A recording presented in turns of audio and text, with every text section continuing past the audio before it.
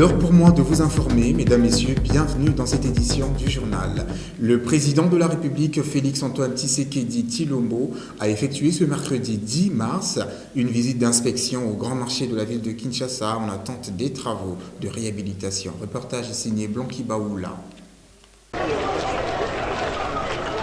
Après plusieurs mois de fermeture du grand marché de la ville de Kinshasa, le premier citoyen du pays, le président Félix-Antoine Tshisekedi Tshilombo, a effectué une visite d'inspection question de faire l'état des lieux du marché central depuis sa fermeture. Le gouverneur de la ville-province de Kinshasa, Jantini Ngobila Mbaka, s'exprime sur l'importance de cette visite.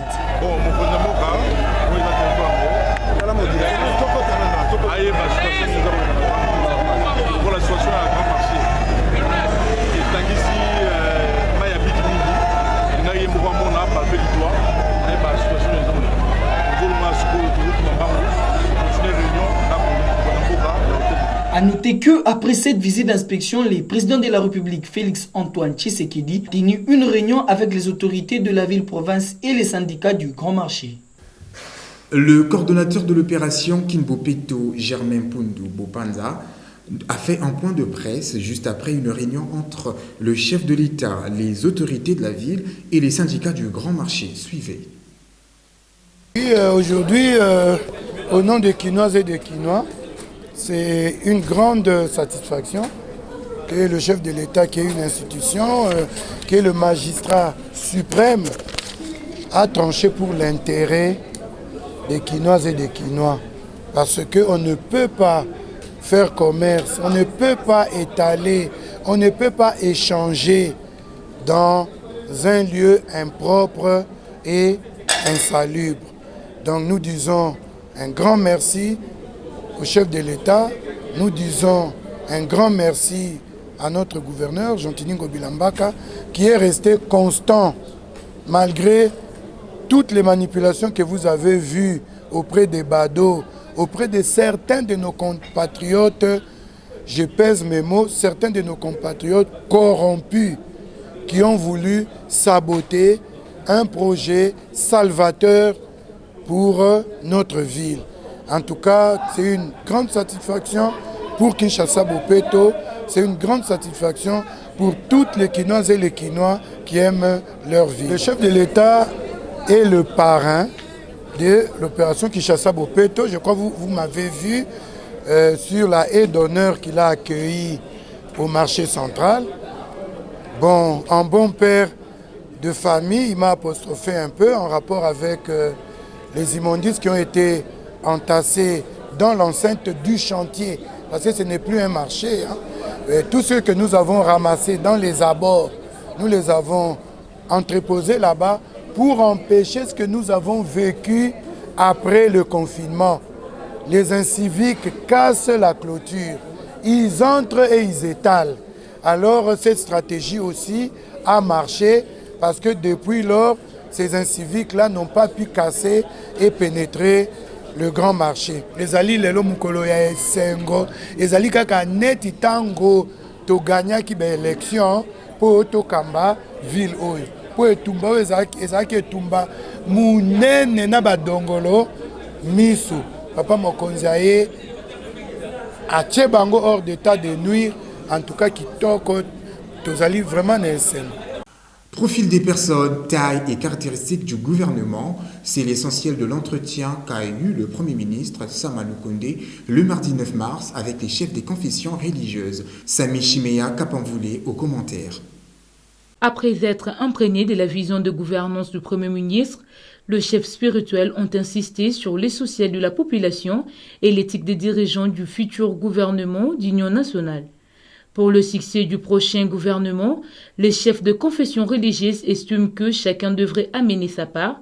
Ils ont aussi adhéré et appuyé la vision du Premier ministre, celle relative à la gouvernance qu'il veut mettre en place. Jean-Michel Sama Lukonde a partagé sa vision de gouvernance aux chefs de confession religieuse de la République démocratique du Congo. Le Premier ministre se même dit, au cours de cet échange, disposé à faciliter de temps en temps l'ouverture des interpellations de ministres qui ne respecteront pas les principes établis.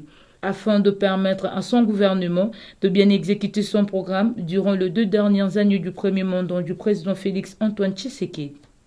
10 mars 2020, 10 mars 2021, une année jour pour jour depuis que la maladie à coronavirus a fait son entrée en République démocratique du Congo. 12 mois plus tard, quel est l'état actuel de la pandémie en RDC? Tentative de réponse dans cet élément signé Hans Mungelesa. La pandémie de Covid-19 en République démocratique du Congo a débuté à partir du 10 mars 2020, date à laquelle un premier cas est confirmé sur les territoires. La République démocratique du Congo devient ainsi le 11e pays africain touché par la maladie à coronavirus. En date du 24 juillet 2020, le ministre de la Santé recense 8801 cas confirmés, dont 2004 morts et 5305 guérisons en RDC. La plupart des cas sont concentrés dans la capitale du pays, d'autres cas ayant été documentés dans les provinces d'Iluturi, Kwilu, Nord Kivu, Sud Kivu, Haut-Katanga, Olomami et l'Équateur. L'état d'urgence sanitaire est décrété le 24 mars par le président Félix Tshisekedi. Il faut retenir que, depuis le début de la pandémie, déclaré le 10 mars 2020, le cumul des cas est de 26 499 cas, dont 26 468 cas confirmés et un cas probable. Au total, il y a eu 712 décès et 22 432 personnes guéries. Dans son communiqué officiel publié ce mercredi 10 mars par son ministre, Eteni Longondo, porte à la connaissance de la population congolaise que le lancement de la campagne de vaccination contre la Covid-19 s'effectuera le 15 mars 2021 aux cliniques universitaires de Kinshasa. Les personnes concernées par la vaccination contre la Covid-19 sont les professionnels de santé et les travailleurs sociaux qui représentent environ 1% de la population. Les personnes avec comorbidité, personnes âgées de plus de 55 ans qui représentent 6% de la population. Toujours dans le même registre, mais que pense la population quinoise de cette campagne de vaccination qui débutera ce 15 mars? Tentative de réponse avec cet élément signé par Cordeille Mariassi et Blanqui Baoula. La vaccination comme telle n'est pas si mauvaise, mais nous sommes troublés par des contradictions. J'ai suivi d'Allemagne à la France, ils se contredisent eux-mêmes. Il y a de ceux qui disent que le vaccin est bon et ce vaccin n'est pas bon, il y a des complications. Nous les Congolais, on ne peut pas dire non, mais on se réserve un peu. Bon, idée au vaccin, c'est peu non pénétré, ça bien été. Donc parce que dans tout apporte on a une routine de banine, image photo. Tout le monde qui a tout ça, moni bamdele bazo sala que éliminer ni noir c'est ça. Mais c'est peu non pénétré. Par rapport à la campagne de vaccination, j'estime que c'est une bonne chose que le gouvernement a entamée parce qu'après tout, nous devons mettre fin à cette pandémie de Covid-19. Évidemment, la priorité, c'est bien de donner la priorité aux personnes qui souffrent, au personnel soignant, parce que ce sont les personnes les plus exposées. Et après quoi, les personnes moins âgées, on pourra voir après. Donc je ne trouve pas d'inconvénient à ce que le gouvernement entame ce processus de vaccination.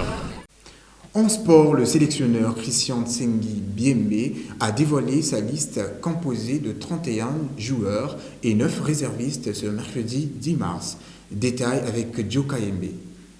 Le sélectionneur principal de l'équipe nationale A de football de la République démocratique du Congo, Christian Tsengi Biembe Sesesekou, a dévoilé ce mercredi 10 mars au siège de la Fédération congolaise de football association la liste de joueurs retenus pour les 2 dernières journées du groupe D des éliminatoires de la Coupe d'Afrique des Nations CAN Cameroun 2021. Christian Tsengi a dévoilé 31 joueurs et 9 réservistes et plusieurs absents sont notifiés comme Bolassi, Kebano, Bakambu, Mutusami, Wissa et Giannis Imbula. A signalé que le léopard de la RDC affrontera le Gabon le 22 mars et la Gambie le 30 mars 2021. Mesdames, Messieurs, c'est la fin de ce journal. Merci pour votre attention. Nous vous donnons rendez-vous dans nos prochaines éditions. Au revoir.